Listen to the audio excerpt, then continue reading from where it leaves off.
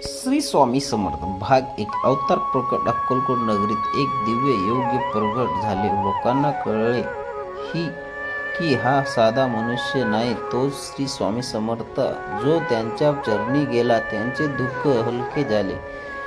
भाग 2 झुकलेल्या भिकाऱ्याला अन्न. एक भिकारी भुकेला व्याकुळ झाला. स्वामींनी त्याला अन्न दिले आणि म्हणाले, भूक भागवणे हीच मोठी पूजा आहे. भाग 3 शेतकऱ्यांचे संकट. दुष्काळामुळे शेतकऱ्यांचे पीक वाचत नव्हते. स्वामीने आशीर्वाद दिला.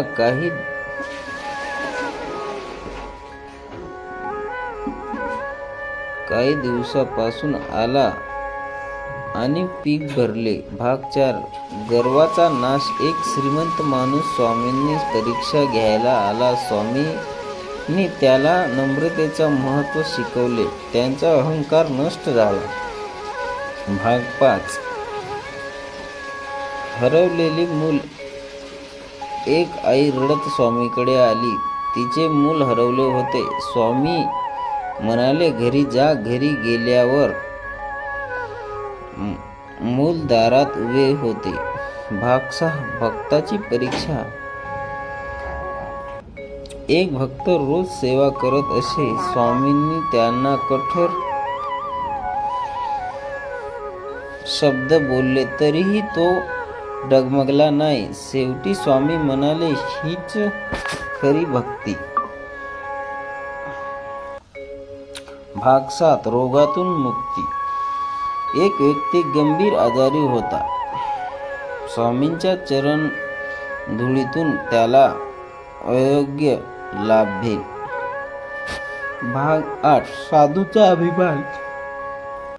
एक साधू स्वतःला मोठा समजत होता. स्वामींनी त्याला दाखवून दिले की खरा साधू नम्र असतो.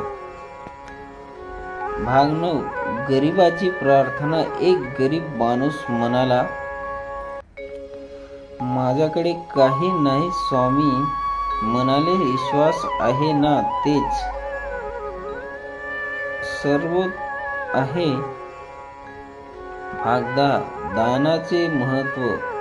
स्वामी म्हणाले, ज्याच्याकडे आहे त्याने घ्यावे. दानाने मन शुद्ध होते. भाग 11 वाईट संगती. एक युवक वाईट संगतीत गेला. स्वामींनी त्याला योग्य मार्ग दाखवला. भाग 12 सत्याची भक्ती. स्वामी म्हणाले, सत्य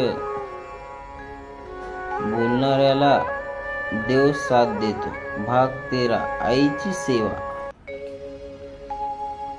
स्वामी म्हणाले, आई वडिलांची सेवा हीच मोठी तपस्या आहे. भाग 14 विश्वासाचा चमत्कार. एका भक्ताने पूर्ण विश्वास ठेवला. त्याने अशक्य कामही पूर्ण झाले. भाग 15 नम्रतेचा धडा. स्वामी म्हणाले, नम्र मनातच देव वास ठेवतो. भाग 16 संकटातील धैर्य. एक व्यापारी संकटात पडला. स्वामी म्हणाले, धैर्य ठेव. त्यांची परिस्थिती सुधारली. भाग 17 लोभाचा त्याग. स्वामी म्हणाले, लोभ मनाला अंध करतो. भाग 18 संतांचे महत्त्व. स्वामी म्हणाले, संतांचे संग मिळणे म्हणजे देवाची कृपा. भाग 19 क्षमाशीलता. स्वामींनी शिकवले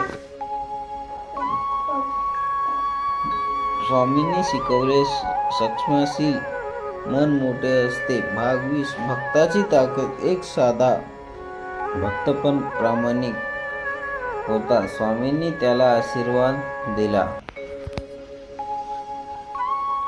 भाग 21 कर्माचे फळ. स्वामी म्हणाले, जसे कर्म तसे फळ. भाग 22. श्रद्धेचा मार्ग. श्रद्धा आणि सुगरी ठेवणाऱ्याला यश मिळते. भाग 23. सेवा धर्म.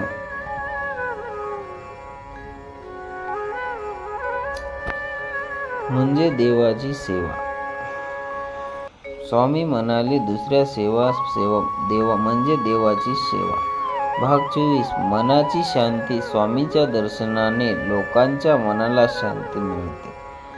भाग 25. अंतिम संदेश. स्वामी म्हणाले,